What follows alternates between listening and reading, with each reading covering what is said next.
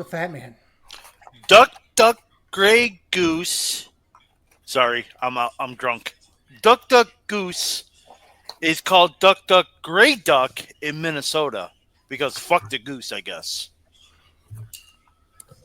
That's your Snapple fact of the week.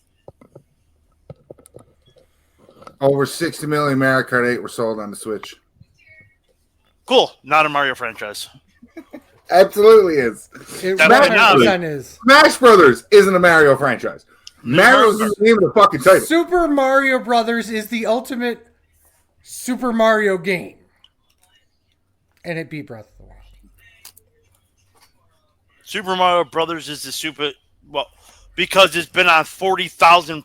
One, it's like 90 years old. Two, it's been on 40,000 different consoles. Three, TNA Under Siege? Let's talk about that on the wrestling show.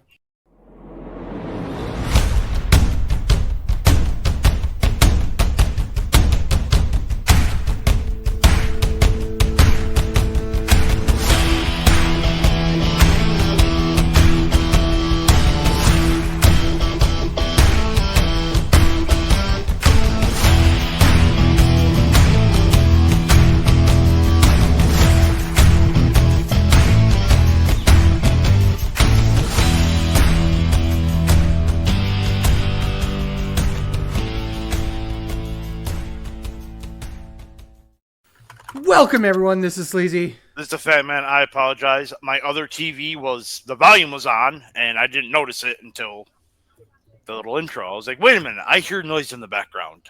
What is this? The TV in front of me. Oops. Oh, well. Well, welcome to another wonderful episode. Today, the Proud Papa, Ryan Williams, is here. Hey, oh, and also the King of the Ring Master, because I have all the information. The master of the kid.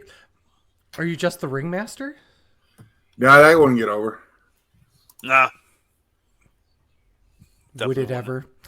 Obviously, we're joking about games before we get on. All three of us are huge gamers. We're all gamers here. We all love games. But today we're actually going to talk about TNA, right? Yay! Who the fuck watches TNA? Not you. Okay, Ryan, you and me. Sleazy, go away. Ryan. Deuces! Goodbye. All right, Ryan, let's go. Here we go. The stream had to stop. It's just like, and then the outro just plays. Oh my goodness. Yeah, Under Siege. That happened near you. 2 weeks ago by the time this airs, a week and a half ago. Right? But it happened in Albany. It happened at the birthplace of COVID. It's an okay match for a house show. Yeah. Same venue. Same venue, yeah. The Armor. I expect to hear that phrase more than once about this card, I'm assuming. Yes. At least once. Yeah, more than once, yeah. Yeah. Okay, go ahead. Well, it's TNA. I just assume I run the shit. You give the stats I pointed out. It gives you a break, and it's like, you know what I mean? Like that's what I said. Go ahead. That's why I get to sit here for once. Yeah, just like not doing much of anything. Opening comment. Anybody watch the pre-show? No. Fuck that. Rhino defeated PKS, the new FBI. They're not the new FBI, but they're the FBI. But it's the new FBI. Ray Zaz and Zach Clayton with Guido defeated Barati, O'Brien, and Komada. And Laredo Kid successfully defended the TNA Digital Media Championship against KC Navarro. That's interesting. So, really TNA sounding pre-show. Yeah. Very much. It's funny because Guido still gets booked here and there. So I wonder if he's bringing them with him. But if you're watching the weekly product, you'll see that he's coming out and he's introduced, like he's putting them over first when he introduced them, then he puts himself over at the end as the original. Okay. He still look like he's like my buddy Skiffy. See, my buddy Skiffy's in his fucking 50s and he looks like he's 30. And Guido's like that. It don't look like much age has touched Guido at all. So like it's cool that way. Right. We did open the show. Hey Ryan, I like tag team matches. Other Ryan, do you like tag team matches? I do like tag team matches. Yo, dog, I heard you like tag team matches. This isn't going to work. Josh Alexander and Eric Young face Steve Macklin and Frankie Kazarian. Fatman. Usually you have the stats ready. All right, you just have Fatman. I thought you normally Fatman stats. 12 minutes and 29 seconds. Christian Thompson of TJ Wrestling, he gave this 3.5 stars. As the tag team guy will open, I thought this was a great little opener. Probably should have been later in the card, but personally, I think I don't like the Frankie Kazarian Eric Young feud. I just think it's been weird. Like, I get they're both originals, and like they've been fucking there forever, and they didn't have a bad match. It seems out of place. That's all. And Macklin and Frankie Kazarian, no matter how many times they're going to team up or be like buddies or friends, just seems weird. Go back to SCU. Like, get fired from AEW and then come back so SCU can come back as a tag. Like, you know what I mean? I didn't hate the match. That was a great little opener, but it's just there's too many weird aspects for me to be like, but that's just I digress. So we'll Oreo it. We'll always put Sleazy in the middle since you don't watch anything. Like, Sleazy. I like being the cream center. Wait. Maybe I don't. 4 stars. Fatman. He went away. He went away.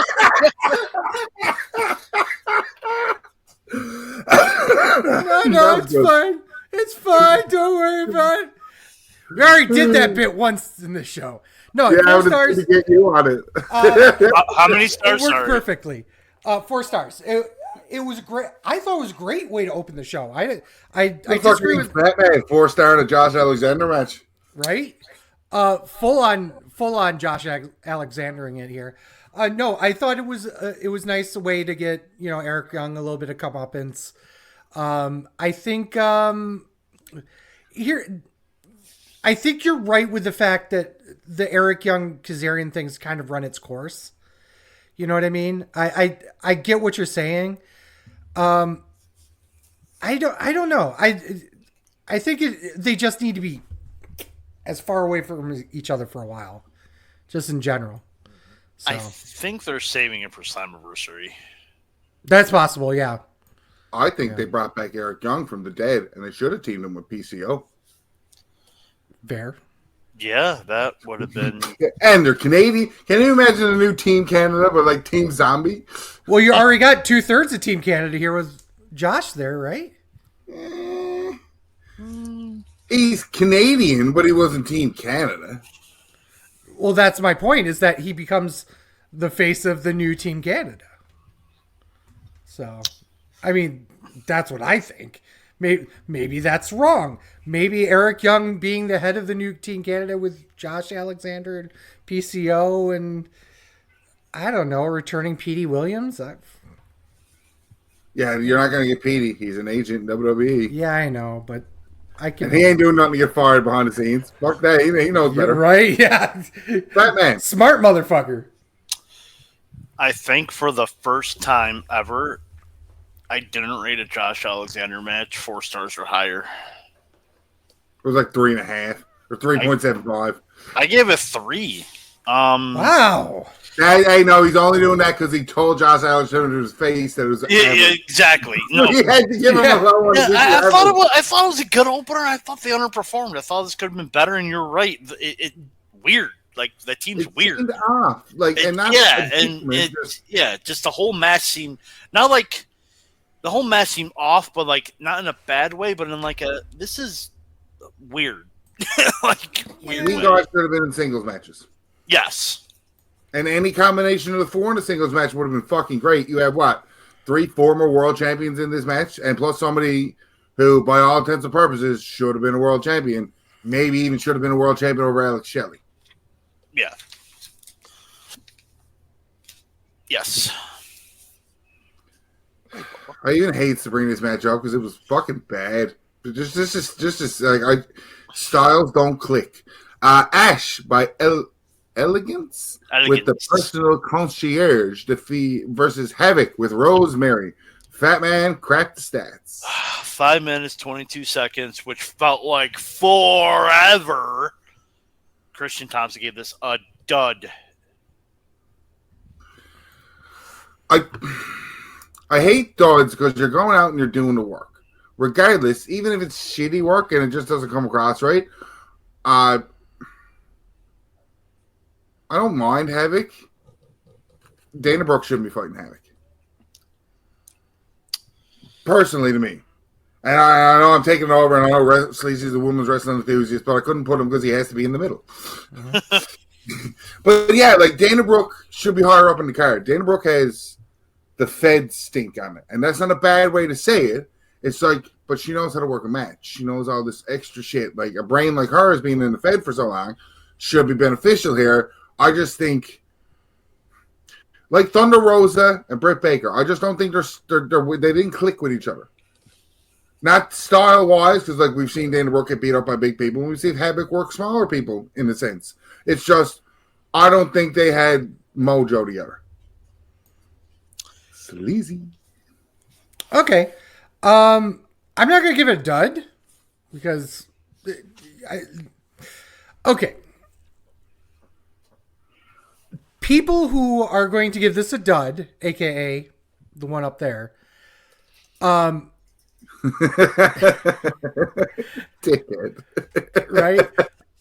It was a 5-minute match, but the reality was, it was.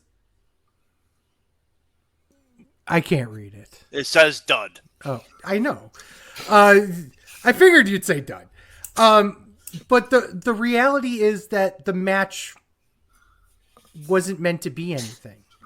You could tell that they were planning on doing comedy spots, doing, just garbage because they wanted to protect both in the match. Obviously, it ended up with a roll-up. So there was a reasoning behind why they did it. Is this her first actual match on pay-per-view? No. On Is pay-per-view, maybe. Again, that's just kind of rushing the brain here. She definitely has had matches on weeklies.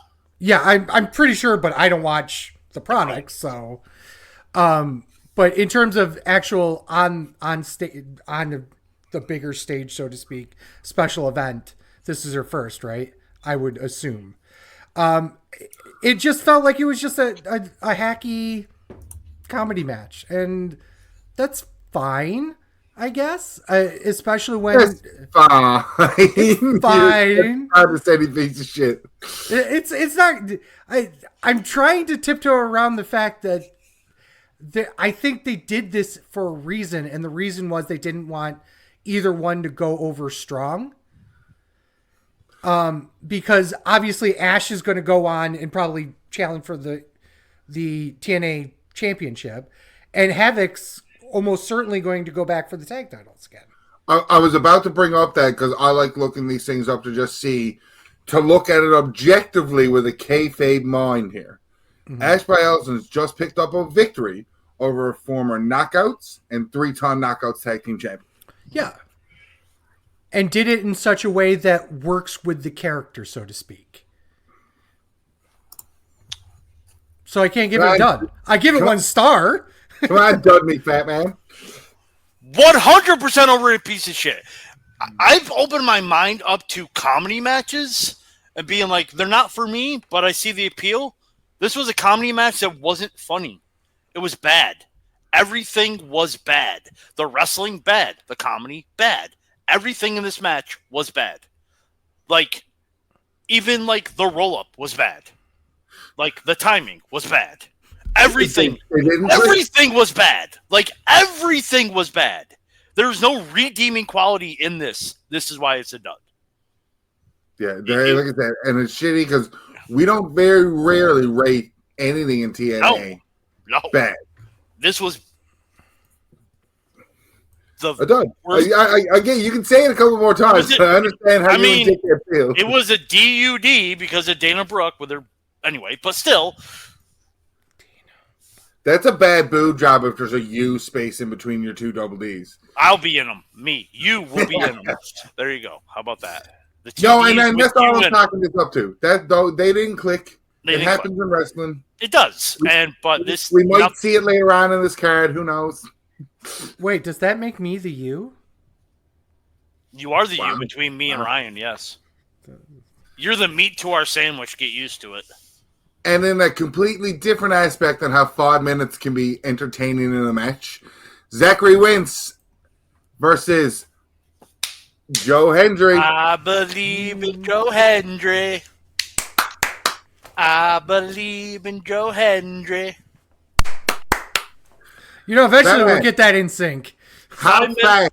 5 minutes and 13 seconds. Christian Thompson gave this an okay match for a house show. Right off the bat, that's stupid on this guy because realistically, 5 minute matches. Outside of we were more pumped for Joe Hendry. There wasn't really much of a difference.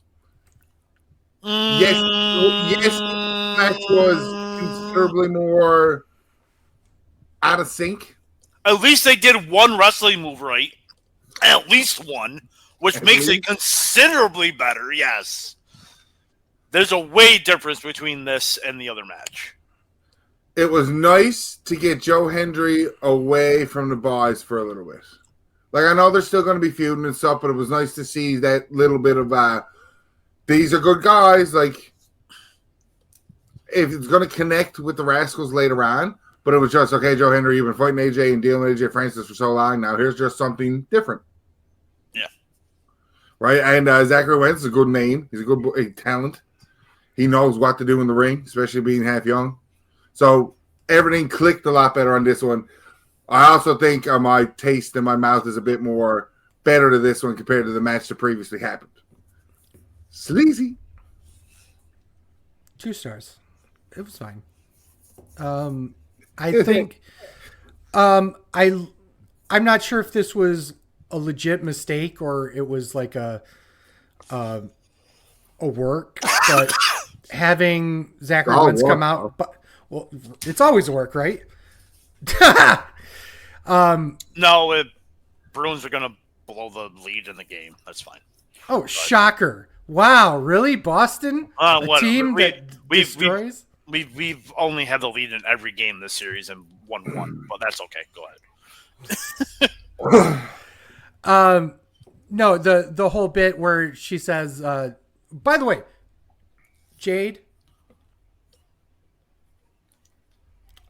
I love the ring announcing in TNA. Just saying. Mark. Having Zachary Wentz come out without Trey was interesting. But yeah, 2 stars. It was fine for 5 minutes. Whatever. It seemed like a TV match. Like something you'd find on a weekly.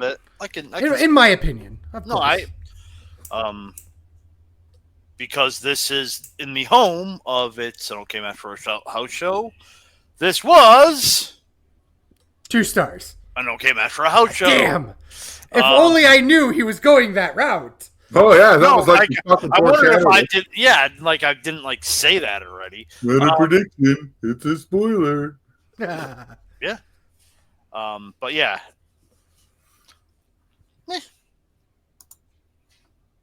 Riveting inputs. Yes. I mean, here's the thing. I believe in Joe Hendry. That's all you need to know.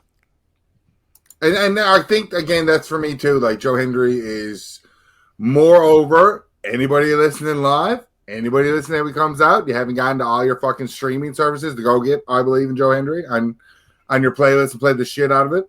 This song literally listened to never this win. The whole way ride to work. Like it should have never jumped. And some of the banger songs that he's got, mind you, and this is the one that he gets popular for.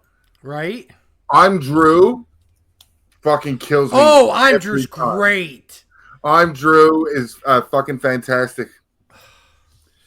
Goodness. Now we go from that to, oh my God, Sleazy. Me and you both should love this match. It's a tag team ladies match. Yo, dog, I heard you like tag team matches. Yo, dog, I heard you're a women wrestling enthusiasto. I am that. For sure. Alicia Edwards and Masha Slamovitz fight Danny Luna and Jody Threat for the TNA Knockouts Tag Team Championships. Stats. 6 minutes and 30 seconds. Christian Thompson gave this 2 stars. Fatman. I agree. Are you Christian in it?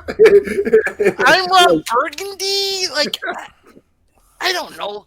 I'll pull a sleazy. It was fine, even though it wasn't. It was a match. It was meh.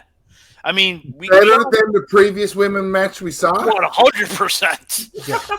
or 200% based on my ratings. But we all knew the outcome was going to be that, but it was fine. It just was there. Okay. It was okay. Like, it was less than okay, but whatever. Oh, I was shocked that the title changed hands because they are hot potatoing the fuck out of these belts. Yes. They are. That's true. Sleazy. Okay. I really like this. For 6 minutes, it was really thrown together well. I gave it 3.5 stars. You overrating piece of shit. I was like, as soon as you said 3, it didn't matter what was following. He was going to lose his goddamn mind.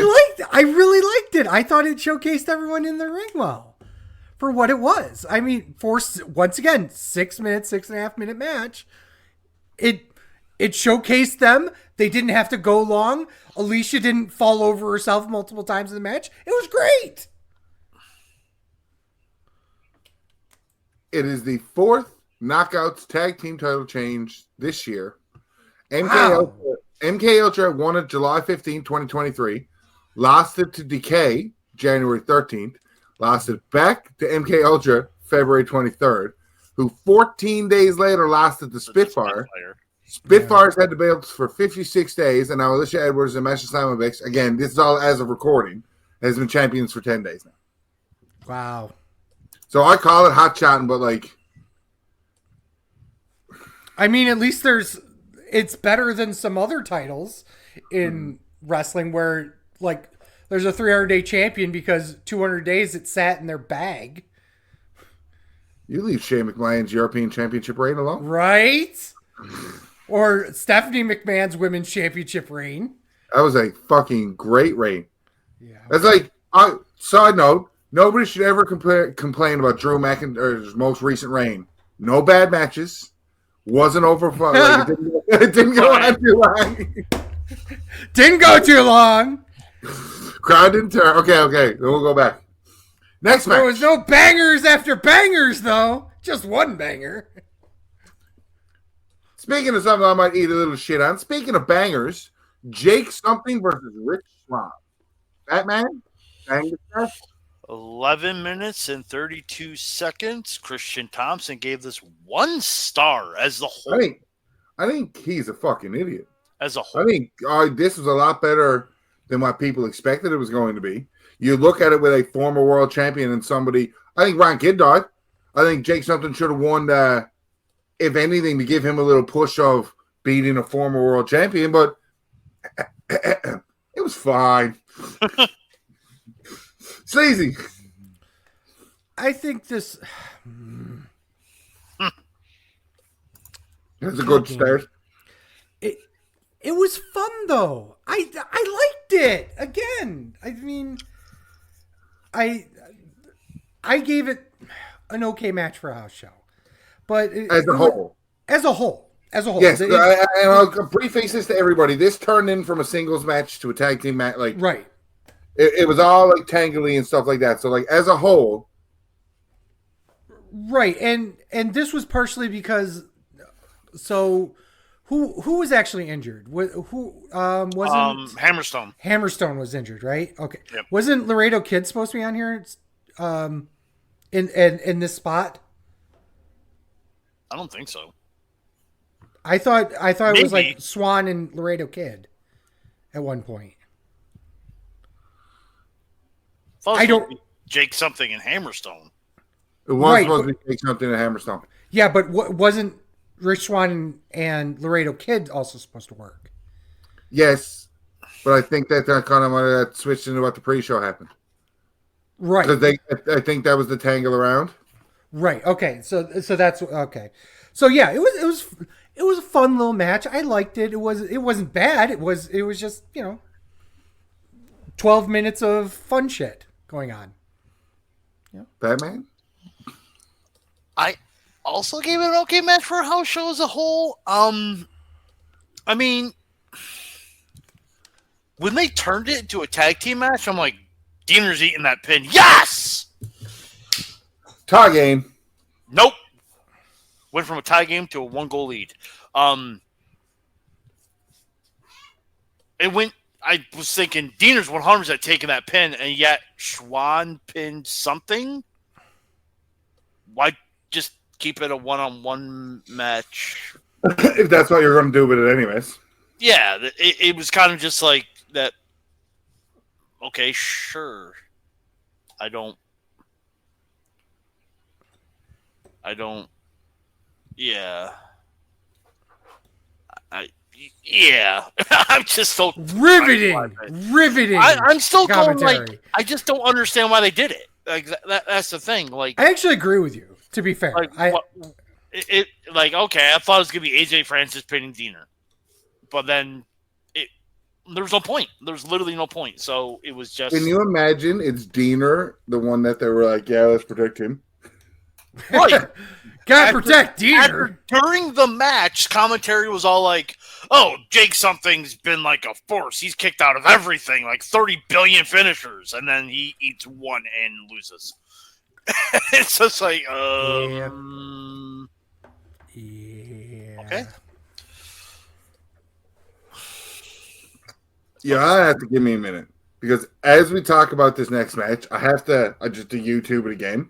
Because that is what was missing for me, I think, from him. Turning into an actual octopus? Yes! Kushida versus Jonathan Gresham. Fatman, Octopussy us the stats. 9 minutes and 4 seconds. Christian Thompson gave this. Oh, I didn't write it down. 3 stars. Sorry. I've been very vocal of my dislike for Jonathan Gresham. And it's not anything that, and I never take away from his wrestling ability because I will give the devil his fucking dues. He's good at wrestling. It's just, I think the COVID period hurt him because he didn't grow anymore. And then when fans came back, it was still the same COVID wrestling. Wasn't really a character.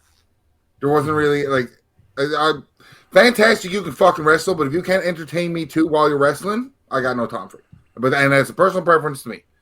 I get hindsight, Lance Storm's a great wrestler. In ECW, it didn't matter to me because they were doing all the fucking shit. There was an angle. Other places, they just didn't treat him because they didn't know how to work with this. This, to me, Jonathan Gresham is finally a fucking octopus. Let's fucking go. You can laugh all you want, but as soon as that sounded like... it's just... I know Sleazy's supposed to be in the middle, but I want to go next. Go for it. The match is good, but is Grisham actually turning into an octopus? Like, that's from my notes. I'm like... I'm telling you, it's just fucking fantastic. 3 stars. 3 stars. It was a good match, but just like... I'm like... funny thing is, I thought you were going to say he got more boring because he was more methodical instead of just like doing. But that's fine for that style of wrestler that he is. It is because I was going to counterpoint and say now he's an octopus, he has to go slower. But he has 8 legs; he can go faster now. Oh my god! Can you think of the octopus stretches he can now hit? Go, Sleazy. How do I go after these two? Here's the thing. Oh God! Right? Here's the thing. Here's the thing. I have in my notes Kushida versus Papa Shango. You're right. No, I agree with both of you in the fact that there's one big thing missing with Jonathan Gresham, and that's a true character trait. Now, he's been dabbling as the octopus forever, right? He's had that big fucking ridiculous mask that he comes down in the ring for 4 years, 5 years, maybe even longer. So him kind of switching it up and doing the whole black mask thing, it's interesting. I like it. I think it gives another flavor to his character that's absolutely sorely missing. So I'm more than happy to see where this goes. The match itself, once again, it felt like a TV match. It wasn't bad, but it just felt like something you'd find on a weekly again. And I gave it an okay match for a house show. I don't think we can put over the octopus stuff enough. I mean, as soon as it sounds, I really don't like Mr. Octopussy over here. Seth Rollins. And I that's another way to think about it too. Seth Rollins in the Shield, and then just watch his progression, how his character has evolved just from that of knowing, of the visionary, of being pretty much Jesus Christ, to being the Joker. Like all of the stuff that he does is always there's an evolution. If this is what it takes, give me that evolution of Jonathan Gresham, right? Yeah. Like it's needed. And when your wife has a bigger dick than you do, you got to do something to stand out. I mean, Sleazy knows. Anyway, Oh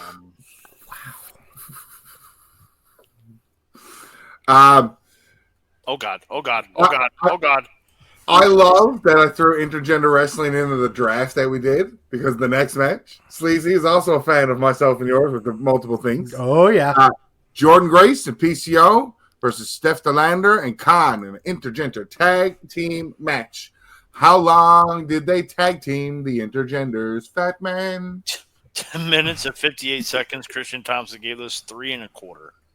Fatman. I thought it was a good match. I was entertained by it. I'm shocked. I'm really surprised. Really? This was a fun fucking match. It was really fun. Yeah. It was like, thinking back to it, I just know like some spots like normally this shit would like irritate you. Like I said, I'm pleasantly surprised that this was a fun match for you. I'm just shocked by it. That's all. I'm taken back. Yeah, it was fun. You watched it when he was happier.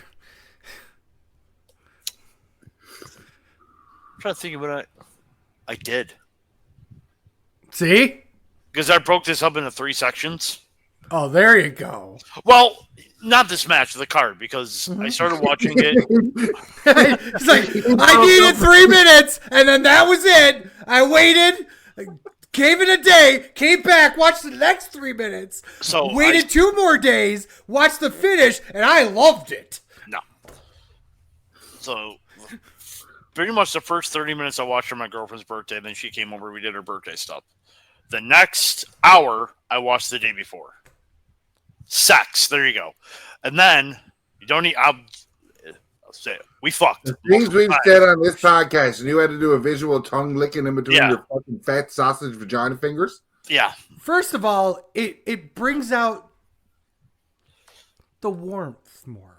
Of what? This is an audio podcast. Clearly, it's an audio podcast, it's visually, so it brings out the warmth of whatever. Anyway, and then I watched the rest of the show the next day. Anyway, this was fun. This was a fun match. I liked it. 3 stars. Yeah. Sleazy. Loved it. 4 stars. Overrated piece of shit. Of course. Nah, you're nuts. And as much as I hate saying people are nuts for under and overrating and stuff, but like, if I was to put a star rating on this, I'd be closer to Sleazy's than I would be to yours, because I love shit like this. This opens people's minds. Yeah. And, like, this stuff don't happen, so you get that aspect of, oh, this is different. Oh, that's, you don't see that more, like, in terms of a full fucking match anymore. I like that TNA are essentially pushing the boundary with this. Right. Oh, absolutely. And I love the dynamic of Khan and PCO in general. They remind me of Dijak and Keith Lee in the fact that by themselves, they were okay to good, but together they just make magic. And this is another great example of that. I thought they did a really good job. Steph and Jordan also did a great job. I loved, even at the beginning where Jordan's, defibrillating PCO to get him back up, shit like that. Stupid, ridiculous. Love that shit. Fucking love that. Shouldn't be over. And yet it is. So. I think that Steph and Jordan Grace have fucking wicked chemistry together. And they should run this all the way to Slammiversary or Bound for Glory. I'm trying to place on Slammiversary should be the next one in June. Yep. Yeah, they should run that, dude. You get so much out of this. Yeah, Against All Odds is at the end of June. I think Slammiversary is middle of July. Right, and that's a big show for them. Their anniversary show for all intents and purposes. I think they could run the two of them to that, and with their weeklies, so easy. They don't got to be at each other. And how so many people, and like Swerve Strickland did with the AEW title, going back to their home provinces. The fact that everybody is so open to indies outside of WWE for the most part. Like, you could have these guys fucking around. Can you imagine Jordan Gray showing up in GCW? Yeah, I can actually think of it. Yes, I can imagine. Yeah, it's happened before, but now the Knockouts champion feuding with No. I can imagine that 100%. I can see that happening. Right? Yeah.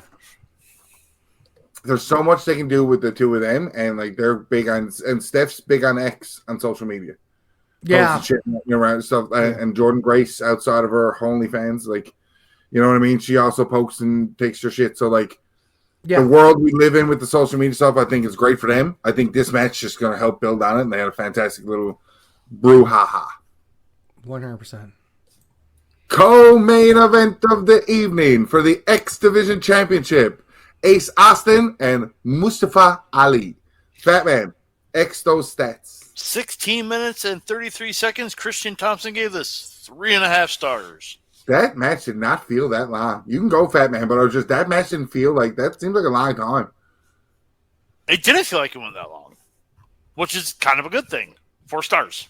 I really liked it. Mustafa Ali's doing career work. Ace Austin. I love the psychology in this match too. Loved it.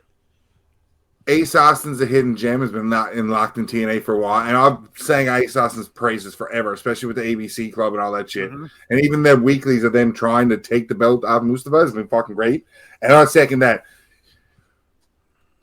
This is why it's a shame they got rid of the Cruiserweight title in WWE. Oh, yeah. Yeah, absolutely. Like names like Mustafa Ali, who could have ran with that. He didn't have to make it his own brand. It could have stayed in NXT. And could have floated around NXT UK or NXT Japan or NXT fucking Teenage Mutant Ninja Turtles in the sewers. Like, whatever NXT name they're going to slap it on.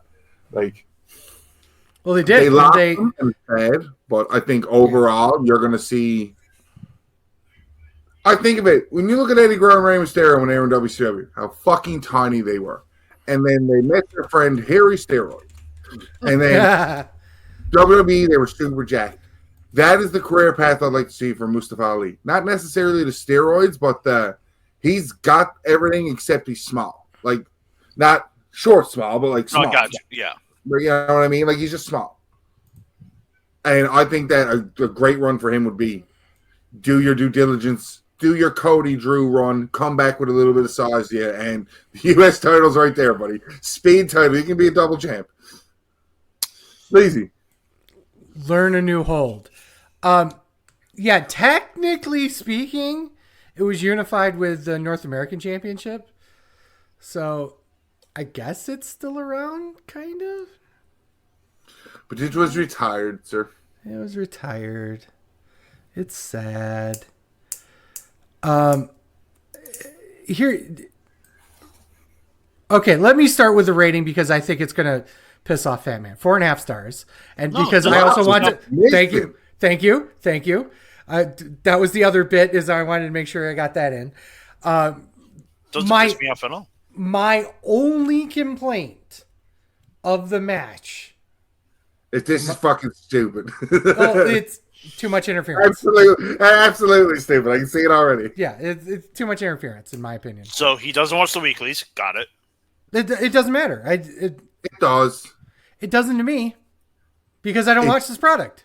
Yeah, I know, but even still, in terms of watching it and seeing that's how the Secret Service has been doing that's fine. It's the Secret Service. You give them fucking respect first off.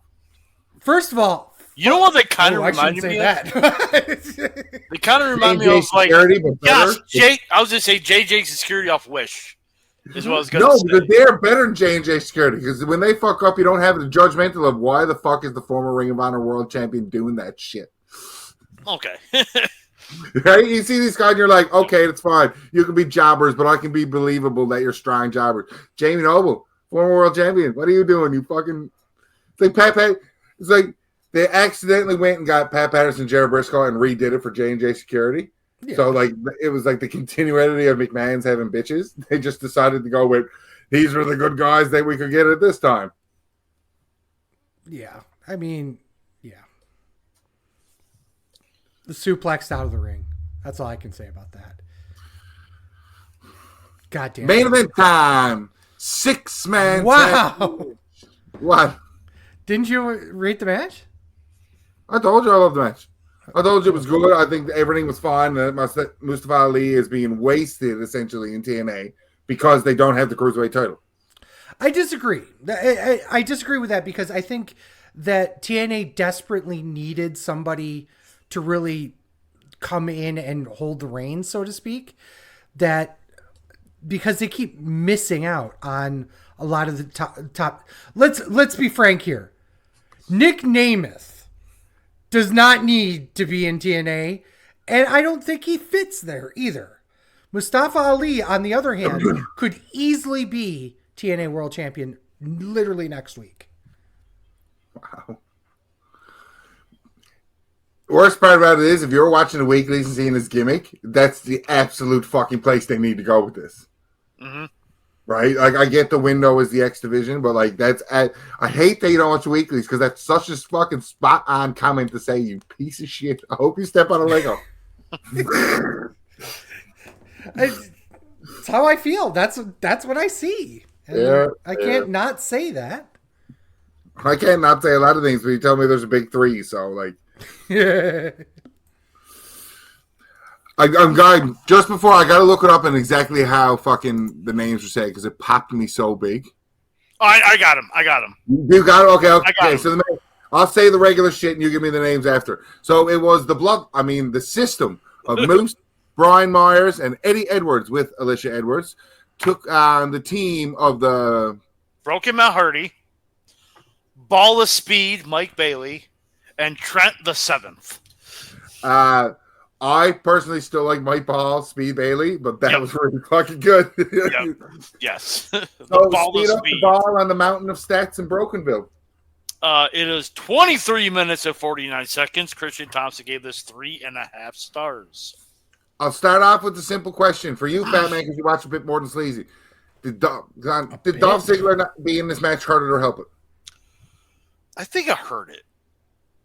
A little bit. I still think this was a great match, but I think it hurt it a little bit.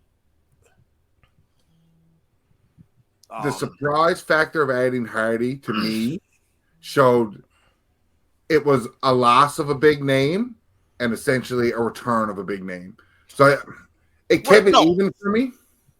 If you're going to replace a big name, you got to replace it with only equal or greater value. And I think, everyone especially TNA diehards, love Broken Matt Hardy. It was a great replacement. And he didn't seem out of place there either. So, Sleazy talking about I think Matt Hardy belongs in TNA. Maybe it's a step down for him, but as much as I hate the Broken Universe, that's the perfect gimmick for him in the perfect spot. It really is. TNA is where that thing thrived. Yes. I again, not my cup of tea, but that's the perfect place for him. 4.25. Thought it was a match of the night. I think the right kids died. I think Bloodline had to win here. Yeah, absolutely. Yeah, I think you had to have the system win here. So I was trying to think of a funnier name that incorporated iPhone into the Bloodline. I just couldn't come up with it. The iOS system. I'll tell. That's what we're going with for now. Sleazy. Wow. 4 stars. I thought this was a great 6-man. Loves them trios. I love trios matches. I really do. They're fun. They're a tag team match, but on steroids. They're fun. Yeah. I always like it when you've got one partner off and the third one's like, I'm the only one left. Go on, go for it. Type of thing, Like fighting spirit, that shit, I gotta take them all 3 on ones. Yeah, Bloodline's got to win here. Bloodline's got a bloodline. Right. Okay, first and foremost, Nick Namath didn't make this show because he was doing a New Japan show, right? There's a reason why he wasn't on this show. That wasn't an injury. I want to say maybe I'm incorrect in that, but oh god, Mr. Lash LaRue guy's back. Hey, respect on Lash LaRue. Wow, goddamn. You want to respect him, but he can't even pronounce his name right. How do you do? Nemeth defeated Tanahashi. Yeah. Yeah. That was the show over New Japan, yeah. Yeah, I remember him going somewhere, but I wasn't sure if it was New Japan or if it was the AAA one. Because he won the AAA championship. Yeah, he's doing his own belt collector shit. Yeah, so like in the grand line of belt collectors such as Dan Severn, Kenny Omega, Jushin Thunder, Matt Cardona, Ultimo Dragon. Ultimo Dragon. The most prolific one. Mm-hmm. Nobody's Absolutely. touching. I'll shout out Austin Aries because he had it for a little bit. He had like 4 or 5 belts. Yeah. Came out for a rando fucking Ring of Honor match, wanted it, and then didn't do anything because Austin Aries is Austin Aries. But yeah, here's my problem with the match. And no, not the problem with the match. Problem with people in the match. I know Matt Hardy's a big deal. I know he's almost above this at this point. Fatman's right in the fact that TNA should be his home. But him being, I dare say, the third to an established tag team like Speedball Mountain feels kind of weird. You know what I mean? It doesn't feel like a... it's hard for me to say why. He just doesn't feel like he fits there. You know what I mean? He was just put in there just because he's Matt Hardy and throw him in the main event. Exactly wrong, yeah. That's the exact reason why he's there. Yeah, exactly. But but it feels like it too. There's nothing organic about it. And once again, that might be because I don't watch the weeklies. I didn't get invested into, Matt Hardy teaming with them and blah, blah, blah, blah, blah. But it just feels like it's a weird shift to the left for a person that literally created an entire character in TNA that was completely different than anything else that anyone's ever seen up to that point. The only downfall with Matt Hardy being broken in TNA is Scott Borash isn't there. Because he was big on the Broken Universe, and that was over WWE. And Hardy didn't do so much. Yeah, Jeremy Borash, right? Jeremy Borash, yeah. Scott D'Amore, Jeremy Borash, they're all the same. Them Canadians, they all look alike. Have you ever seen them in the same place at the same time? Facts. But you know what I mean? Like, he was a big proponent to the universe as well. Like, now you got Hardy on free reign, which is possibly good, but possibly not. The 6-man as a whole was fucking fantastic, and I love fucking nonsense like that. And Bloodline's got a bloodline. It's going to be funny to see who's going to take them down because they have now won up Bloodline in terms of they now got women's belts with them too. Mm-hmm. Yeah. Fatman, as a whole, how was the show? I give it a 6 out of 10. Just step down for a TNA big show, but it still has some moments. Still TNA. Sleazy? I agree with the assessment, but I also disagree with the number. I gave it a 5 out of 10. Wow. So it was an okay pay-per-view for a house show. Yes, it was. Wasn't up to TNA standards that we're normally used to, but when you're putting out so many shows, I'm going to be a TNA apologetic fucking person here. When you're putting out that many shows, you're going to have an off show. Yeah. Yeah. Oh, absolutely. Opened hot, ended hot. Surprise title changes. There was enough on this show that would want people to... You can't miss a TNA show, even if it's not that best, because something's going to happen. Yep. And we're done. I mean, the only other thing I have to run is the King of the Ring segment. Go ahead. Yes, go for it. Before you I have our complete results from the end of round 1.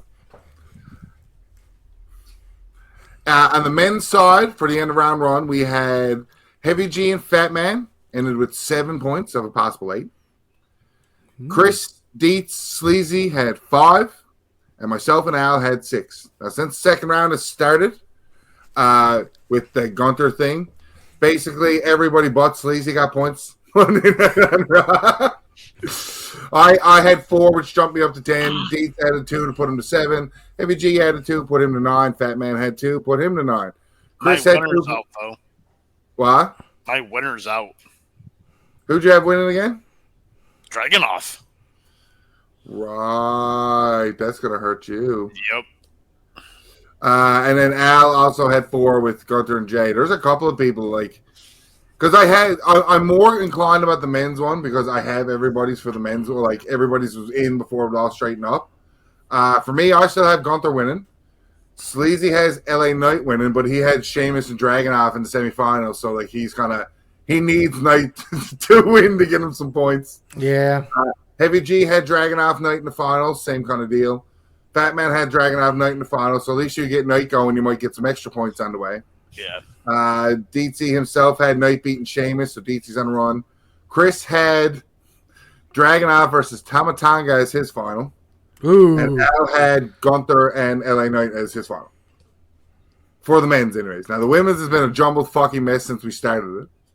Yeah. There's been hip-hops and hiccups and all that kind of nonsense. Yeah. Coming out of the women's round, Al actually went a perfect 8-0 in the opening round, even with everything they kind of fucked around with. Chris, Fuck! Hey! Wait a second. Fuck Al Barrett. No. Hashtag. Thank you. Fuck Al Barrett. Thank you. I wonder if he's not a ringer. Chris, Fatman, Deets, and myself all had 7 out of 8 correct, with Sleazy having 6. Heavy G fucked up and don't know how the internet works, so didn't give me half his picks. So he only took 3 points in the first round. Round 2 has come from That's Rob. literally my only hope for not getting last right now, by the way. Sleazy and Deets received 0 points Monday night on Raw on the women's side. Myself and Chris took 4 points as we both had Io Shirai and Live Valkyrie.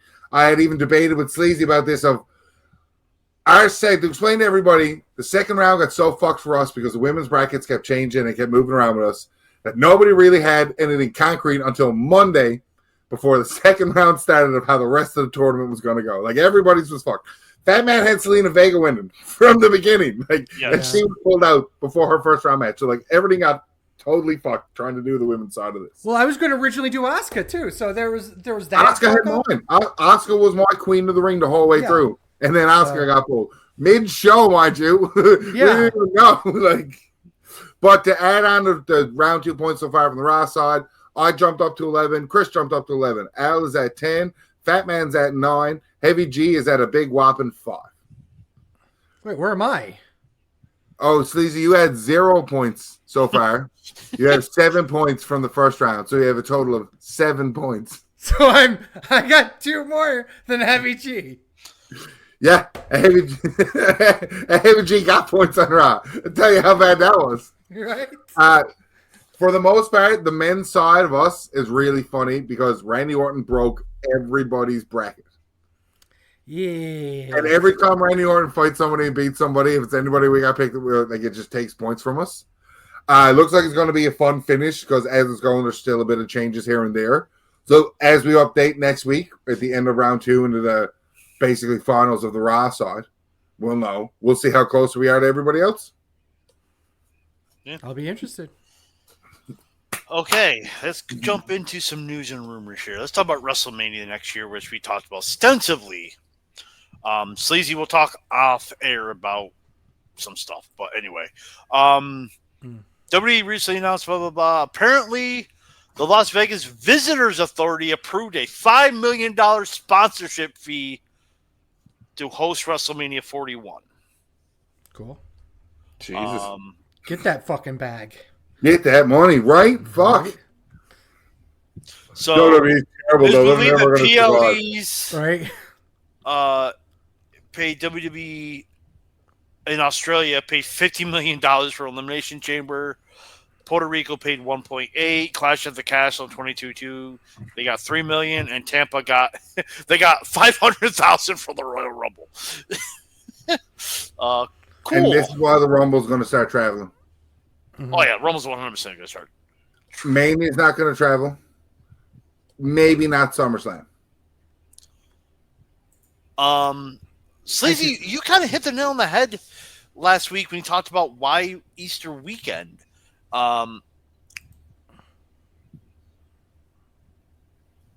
Traditionally, WWE has avoided Easter holiday since it's proved to be a weak weekend for travel tourism. Ironically, this is the very reason Vegas wanted to host it. Yeah. Vegas is it shocked me it took so long to put any sports team under, but putting the Golden Knights Center, because it is a thing of money. Like, there's going to be people that go to sporting events regardless, just because it's in Vegas, just because they're in town, because Vegas is such a high traffic area. Well, I can tell you part of the reason why. Well, the reason why they were very apprehensive to put a sports team, is this now becoming a sports podcast, is because gambling. Bingo. 100% bingo. Nobody wanted to be associated with the town that's all about gambling in a major sports league. Nowadays, sportsbook, online sports books are a thing now. Obviously, there's in-person sports books in places even like New York. New York, it's legal now. Not online poker, of course, but sportsbook is. Yeah. So they built a new arena for the Golden Knights. They built a new stadium for the Raiders. Now they're underway building a new stadium for the A's. Mm-hmm. It's only a matter of time before a basketball team of their moves are getting an expansion team there. Like, it's just a matter of time. It's becoming a major league city. Well, it already is a major league city. Again, same thing. It just shocked me it took so long for professional sports to go down there. In terms of, like, same with, right, like, it's, to me, makes all the sense in the world of having wrestling events down there. Think of the fucking foot traffic for all those indie shows next year. I'm casually excited. Well, casually. Well, Sleazy will know better than I have, because I've never really been into Vegas. Yeah. Is that all these little hotels and casinos hold little convention centers and theaters. There's a lot of venues to book. Absolutely. And now that's announced out so early. Just, to me alone, I was just thinking, the GCW shows. Oh, they're going to hold them in Orleans. Without question. Yeah, I'm thinking. Without question. What's that? 8,000, 9,000 seats? 10,000? I mean, like, anything you could book. I mean, take or whatever. Stand and Deliver is probably going to be at T-Mobile. You could do MGM Grand that does 18,000. I mean, there's a Thomas and Mack Center that can do 18,000. I mean, there's so many venues that can host big events. And more importantly, so many venues that can host smaller events. Yes. So every indie in the fucking world can come down there and grab a spot, so to speak. Are we going to crown the first wrestling show heavyweight champion in our Fed? I'll fly down for that. Sure. Clearly, you're putting me over as the champion, but, like, of course, it's contractual details after. Of course. You do like every other major star, win the belt and then have to FedEx it back because he ain't coming back. Fuck out! I'm not. Listen, that's why we didn't give Sabu the belt when we put him over. Right. So have it today. A year later, we just held another tournament. we vacated it. So there's a possibility that WWE even moving back to Sundays, because they're talking about UFC doing Saturdays. I don't think that's going to be the case. They're saying that they want on Facebook, and I said if they're going to do that, it's for NXT shows, because NXT shows are Sundays. Yes, that's a good idea. And because they're like, well, what if UFC and WWE are in the same city? I don't think they should be in the same city on the same weekend, to be honest. There's no need for it. There's no need for it. So, like, I digress. Absolutely, there should be a need for it, because you got people from wrestling, you got people from UFC, and you got people from both that is going to put an injection into that town that weekend. I would say. Go ahead. Oh, I was going to say, if it were Mania weekend, yes. If it's one of the big four, big five, yeah, that would make sense. I don't see that for a smaller show like a Backlash or a Clash of Champions or stuff like that. But NXT, though. NXT would be way more. Yes, because now you have your developmental brand running the same weekend as UFC. They're the same company, don't matter.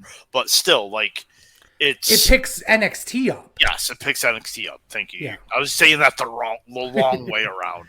I posted something in the chat about how He killed himself. He killed himself. Just absolutely wonderful. I don't know what happened. That's amazing. We'll see. We'll see. There we go. That's amazing. I hit the wrong back tab. I had 2 tabs open. I hit on that one. I posted something about how Detroit, wouldn't even put himself over. Cut himself off. Everyone got cut, bit off here. Drink. Yeah. That Detroit could potentially host WrestleMania in 2027 for the 40th anniversary, 40th anniversary of WrestleMania 3, and in WrestleMania 23 the 20th. There's a problem. The Final 4 is in Detroit. Yes, I know they're doing 2 weeks out, but will they have enough time to do a set, tear down the court? I think they will if they do 100% they would, especially if they're going to do it in Ford Field. Yeah, that's where they'll be going. It's Ford Field. Yeah. It took, 5 days to do the set in Philly? And everybody shit on that set at first, and then the set happened, and it was fucking deadly. And it wasn't nothing. Again, great. one of my most favorite Mania sets is because we were there. It was 29. Yeah. Right? I don't remember seeing much of it because we're on fucking behind it. Yeah. I was on the opposite side. I got all of it. So SmackDown will move to USA Network a couple weeks early. But the station's planning to move several episodes to FS1 due to college football, which is ultimately what's going to actually replace SmackDown will be college football. So WWE's like, well, if you're going to move us, why not just get rid of this earlier? And then you're like, sure. So USA agreed to debut the show on September 13th, which is a Friday, confirming that network's time does not plan on moving the show to a different day. So it looks like SmackDown will be still on Fridays. According to Fuck Dave Meltzer. USA's decision to make SmackDown on Friday suggested it makes no sense at all for either the promotion or the network, as airing on Friday night will cost the show up to approximately 20% reduction in viewership due to the day of the week. Overall, USA is paying more for SmackDown than they did for Raw, and airing the show on a worse night, getting only 2 hours instead of 3, will not see nearly as many viewers. I just had a stroke while you read that. What is he trying to say? That because they're going from network to cable again on a Friday night, so less people are going to watch anyway. And USA is paying more for the SmackDown rights than they were this time around, than they were for the Raw rights last time around. That it makes no sense to have it on Friday. So he's suggesting it's going to go on a different week. He's suggesting as to why is it still on a Friday. He's questioning it. Oh, he's questioning why it's still Friday. Yeah. I'd answer that question with it's a perfect run into Saturday pay-per-views. Yes. The go-home show the day before. Yeah. Fuck Dave Meltzer. Thank you. The guy who doesn't know anything about the business, running about the business, of course. How dare you tell me that? I just did. Oh, okay. I think that's all I can find. Go ahead. I have a preview for the Reddit episode next week. Also, doesn't Sleazy want to go off on Buddy about Sky Blue's ass? Yeah. About what? About Sky Blue's ass. Oh, yeah. Go ahead. Thank you. There's 2 things on that. There was something else that major happened within the last day or so. I can't remember what it Nothing was. I see. God damn it. Danielson reveals his contract expires before All In. No, it was. God damn it. Oh, that's what it was. LA Knight thing. One of the matches of the King of the Ring. Because I wanted to talk about this. One of the matches of the King of the Ring was held at a live show. And people were getting all pissy about it because, oh, it's a real match, and why should it be at a house show, and blah, blah, blah, blah, blah. What are your guys' thoughts on that? I like it. Makes house shows more important. Yes. Right? Like when you get that rare title change on a house show. I've always loved, you never know what's going to happen. Like, you never know what's going to happen in WWE. Yeah, It's a change of philosophy because 99% of the house shows, we call matches house showy because they're fun matches for the live crowd and nothing of consequence happens. To make these matches feel important, to have stakes, it makes them different. It makes them must go to. So right. It's a business strategy, and I like it. And honestly speaking, if there's going to be like something that major happens, what a better way to get the phones out and show it on social media and so on and so forth. What better way to have interactions with your fans than showing this weird rare thing happened at a live show and I was there personally to see it. I must show all my friends that this happened. You know, it's a great marketing strategy, and you're absolutely right. And there were people out there that are bitching and complaining about it. I'm like, what the fuck is wrong with you idiots? It's like, as I was there to witness one live, pull off a cash in at a house show. Goddamn, pal. I was there for the Raw for Ziggler, which is one of the biggest pops. Mm-hmm. Like, and you really want to shock people? Yeah, that would be good. That would be real good. One of the rare things that is still talked about to this day about professional wrestling is Diesel beating Bob Backlund in 8 seconds for the WWF title. At a house show. At a house show. Yes, in New York. That's the king of the house shows. But still. Okay, I found a little bit more news here. WWE is headed to Scotland for a clash at the Castle next month. And apparently people in Scotland are very frustrated over the extortionary prices of according to the story, the cheapest seat is €300, which is with premium seats more than €200. Based on current exchange rates, it will equal approximately $375 as the cheapest ticket, and $2,600 for the premium seats. The article shares quotes from fans, many who indicated they will not be able to afford attending the event in person and will instead be regulated watching the show from home. Maximizing gate revenue has been one of WWE's goals ever since Endeavor was bought. And that's great journalistic speaking. Yeah, and blah blah blah. Basically, people are bitching about the prices, which I don't. We're not over it. I side with them. Like, do they need to be that high? No. But are people still going to pay for it? Absolutely. Yeah. Here's to give an idea. Look at WrestleMania this year. One of the biggest premium events of the entire year. How much was it going to cost us to get to one of the nights of WrestleMania, Fatman? Do you remember? What did it get down to? It got down to what, 200?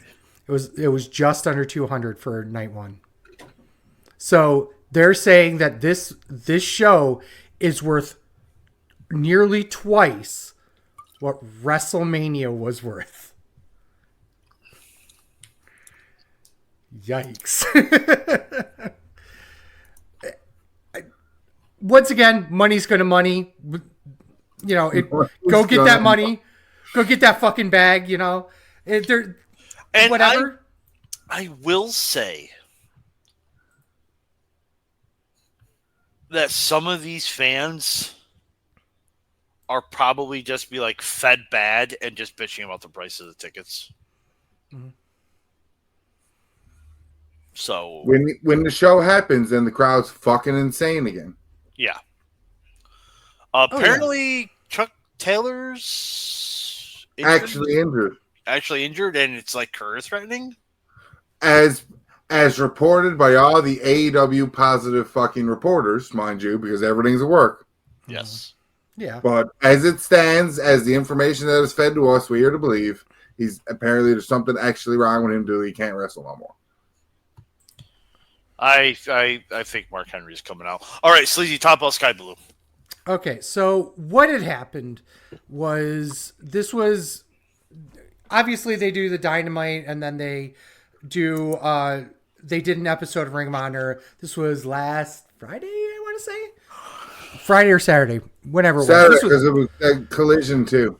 Yeah, it was so Ring of Honor and Collision. Yeah, so this was up in Edmonton. Those fucking Canucks. I'm throwing Canadians under the bus on this one. Whatever, she's got a great ass. We say derogatory shit all the time on this fucking podcast, mind you, sir. Before you continue your rant. I will say that, and I'm going to bring that up too, but that's a whole nother thing. So the reality was there was somebody in the front row harassing Sky Blue during the match.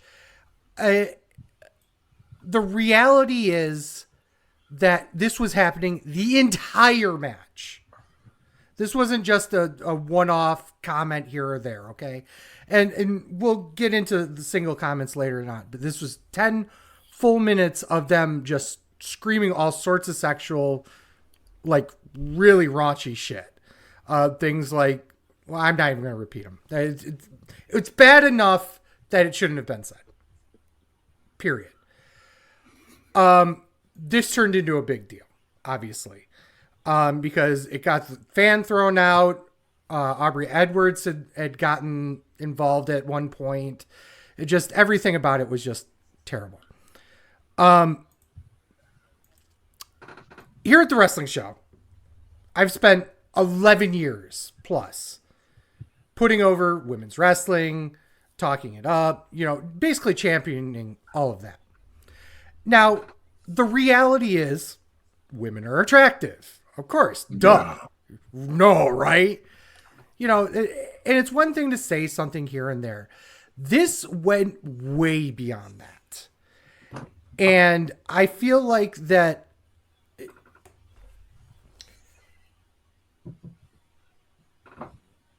there have been many times I've been in locker rooms in wrestling shows where the women in the locker room felt threatened. Like outright threatened. Nobody's saying anything to them per se, but you could feel the tension in the air. And there are many women that I've talked to over the years that broken in the business, have been in locker rooms everywhere, have gone out and wrestled in some of the biggest crowds out there that will say the same stuff. Is that anytime they're in the ring, it's always a crapshoot of what's going to get said to them. In the back, there's people in the back that are like just fucking pigs and will say raunchy, horrendous shit to them. It's terrible. We joke a lot on this show. I get it. And you, Ryan, you and I, we've fuck, marry, kill. We've done that many times. We've also done that to guys too, to be fair. But the fuck, marry, kill, the shield. What's that? Fuck, marry, kill, the shield. You kill Ambrose. 100% kill Ambrose. Wow. Fuck you. I was going to fuck Ambrose. I was going to marry Roman Reigns because obviously that's money. And you have to kill Seth, I guess. You fuck Seth, you kill Roman. Or you marry Roman. No, I think you fuck Ambrose. No, you fuck Ambrose. That's a crazier fuck. It's a crazier fuck, man. See, we don't discriminate. Here's the thing. He'll cut himself during the fuck.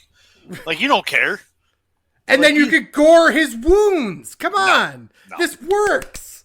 No. But I was about to say a really bad one then. Fuck it, I'm going there. Fuck, marry, kill. The one that Rick Steiner got mad at the WrestleCon, Nyla Rose or Aubrey Edwards? I'm still killing Aubrey.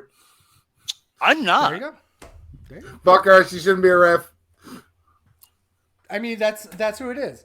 But But the reality here is that these are nothing more than jokes. We're joking. We're an entertainment podcast that masquerades as a journalistic podcast too. But it's meant to be entertaining and funny and so on and so forth.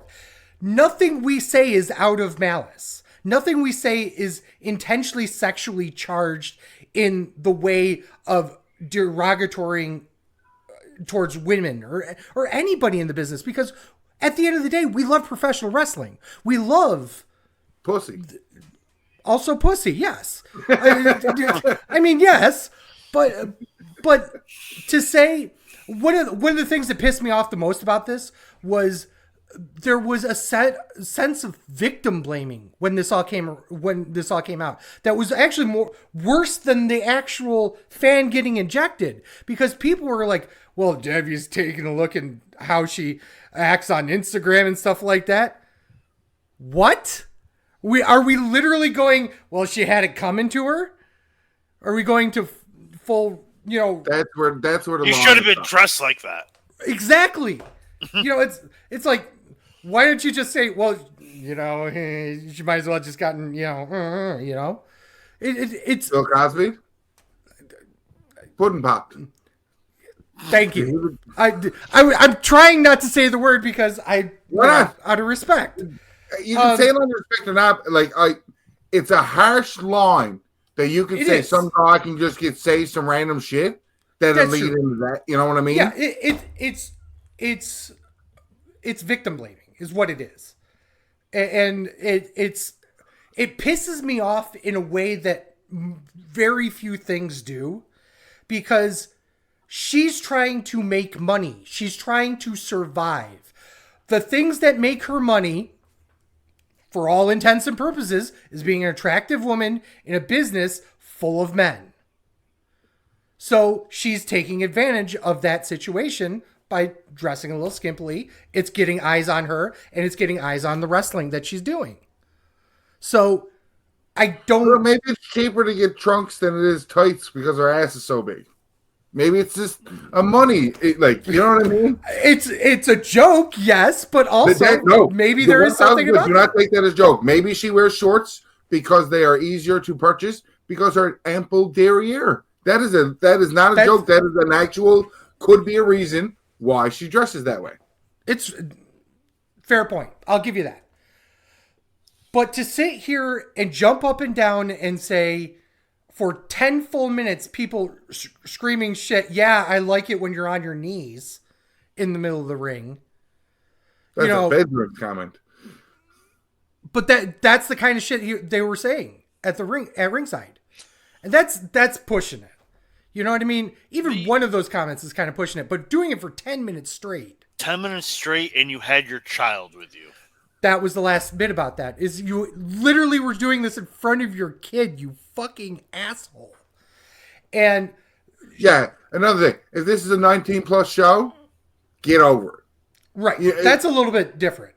This is all ages show. Oh, big, it's not blood sport. You know what I mean? It's not, it's not. There's GCW fans that take their kids to blood sport. Don't fucking act like they wouldn't. Very true, but it's a little bit more. You're gonna see some shit, kid.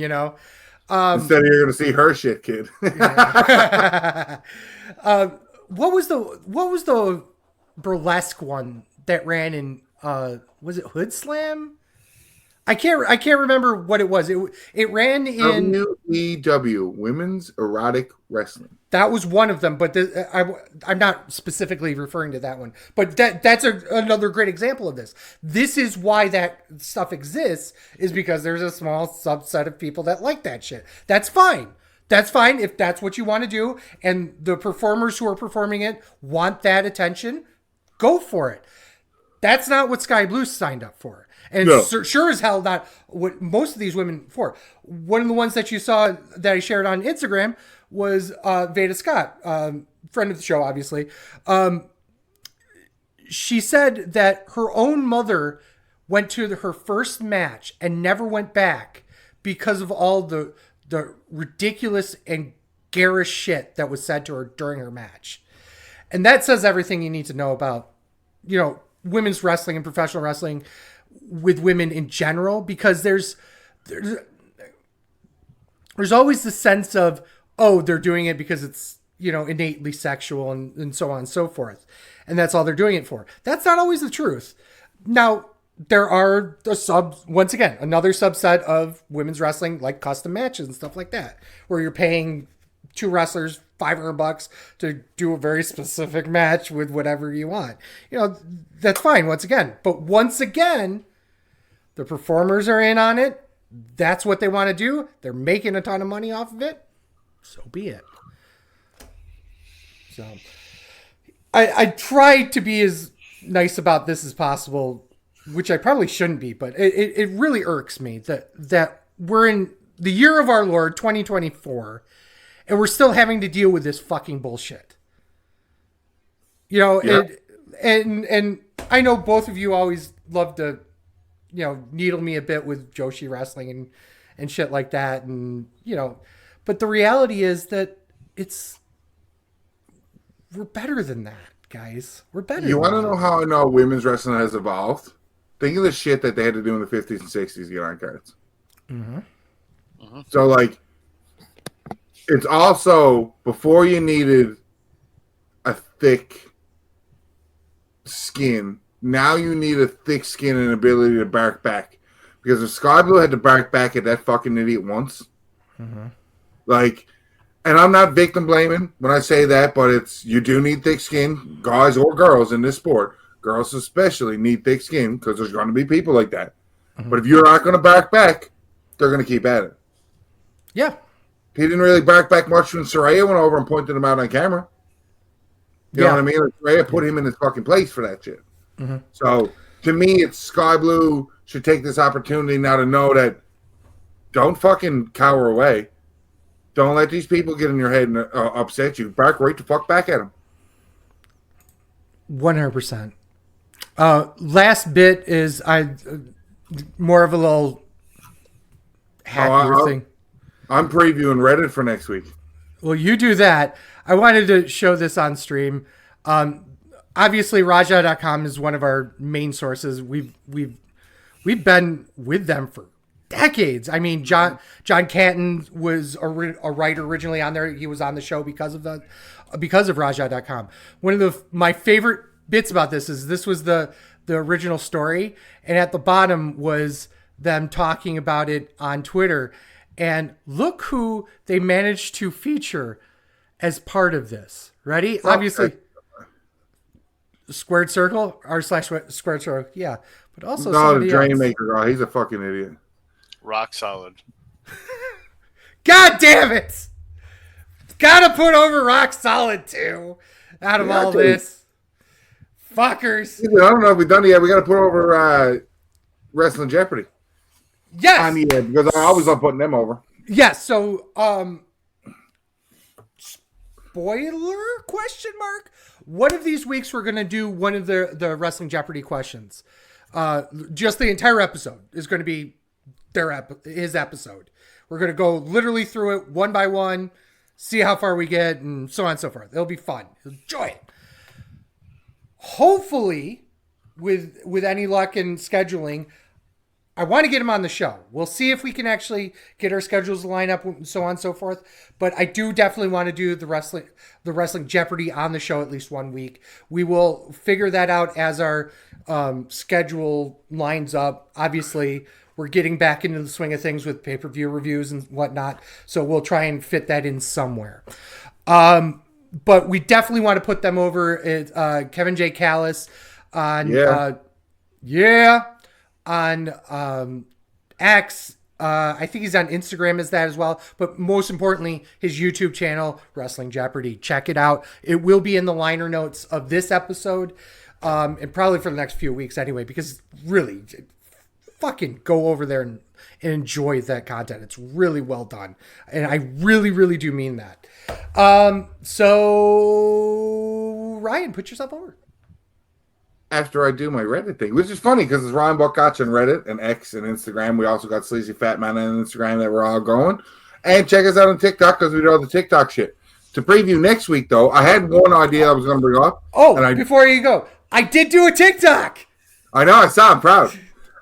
I was going to do one thing, but I'm going to do this two separate things as a preview to show you what you're in for Reddit. It's from wrestling.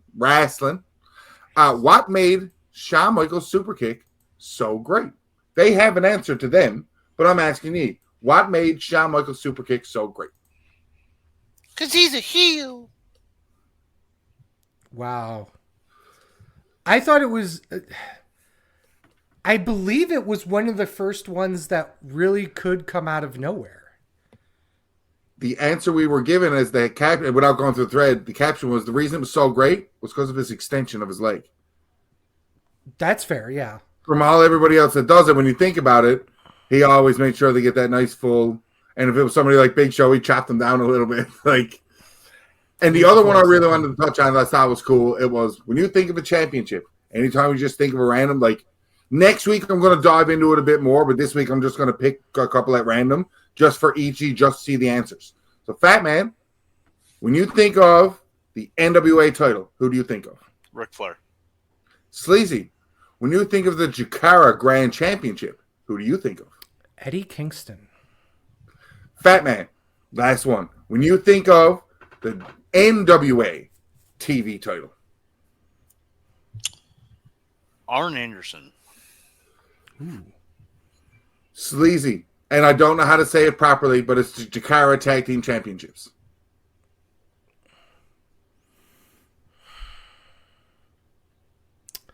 It's got to be the Colony. I like really. Mine went, in terms of when I thought about these, when I first thought about it, it was Ric Flair for the NWA title, Eddie Kingston for the Grand. The TV title made me think of Sting. Him and Great Muta. Ooh, The first thing that popped in my head. And 2.0 at that point. 3.0 now. Yeah, 2.0 was good. Yeah. And then looking just for the Jakara tag team ones, looking into it, the Kings of Wrestling, the Young Bucks. Yeah, there are a Steve lot of... I do believe, the level of tag teams that held that random belt that nobody will ever know. Yeah. Right. But when you think of it, you think Colony, you think of 2.0, you think of Fist, you think of, the big heavy hitters of Chikara themselves. For them, yeah. Yeah. So that's all my preview and all that shit. I can't wait for next week because I fucking love Reddit episodes. Sad note, it might be my last one for a while, but we'll figure it out. We'll figure it all out. I would say Heavy G, put yourself over, but he's not here. Fuck that guy. Fuck dates. Fuck that asshole. I will put over the Best Darn Sports Show period 2 every other Thursday night at 9? 7:30. 7:30. Somewhere around there. You just show up at 7:30. When it gets on, you'll get there. You have a preview for this coming episode? Not really. I mean, we did one last week. We got one in a couple weeks. I think it's the 23rd, if I know how to math. Basically, just previewing the last 2 weeks of sports. The NFL schedule comes out tomorrow, so we're going to break down some of that stuff later on. Stupid bit of trivia for you guys, and Fatman already knows this because I sent it into our chat.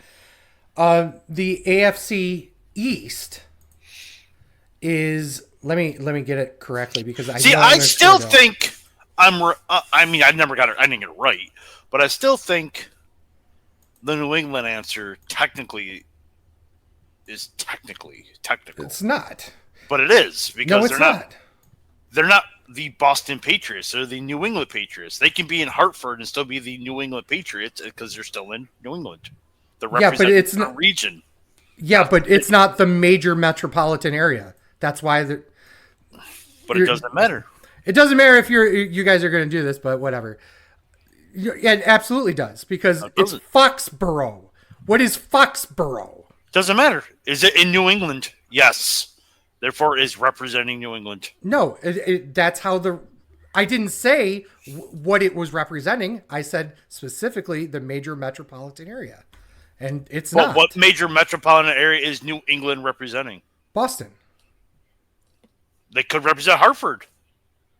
But they're not because they're originally the Boston Patriots. Well, the only reason why Washington Commanders was originally the Boston Redskins. So yeah, but that's not because they they were there. They were the Washington Redskins because they were not in Washington, though. You can fight it all you want, but it's the not same true. concept. It's not the same concept. Yes, it is. It is not the same concept. Yes, it is. I'm not going to let you have this. No, it's not. No, I'm right. It is. Watch this. I'm at TWS Sleazy.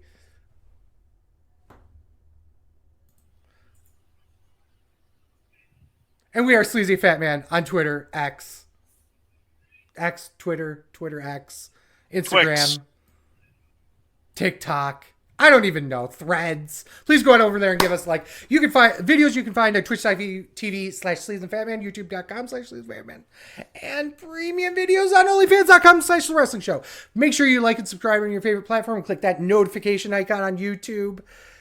It really does show that you can get our live content when we go live. Like we said, like a week and a half ago, we did go live on a very special Monday.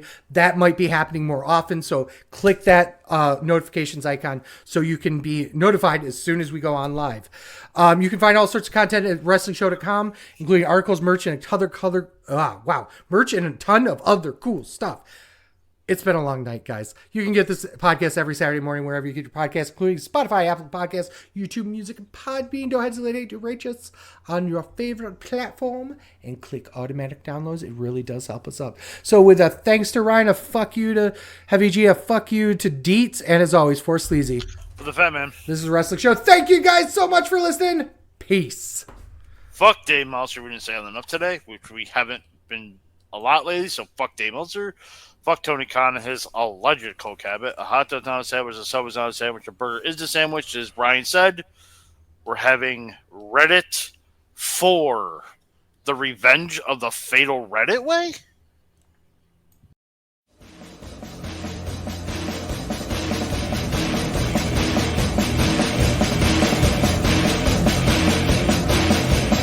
I'm a truth that you seem to run from. I'm an army of one. I'm a clip in your gun.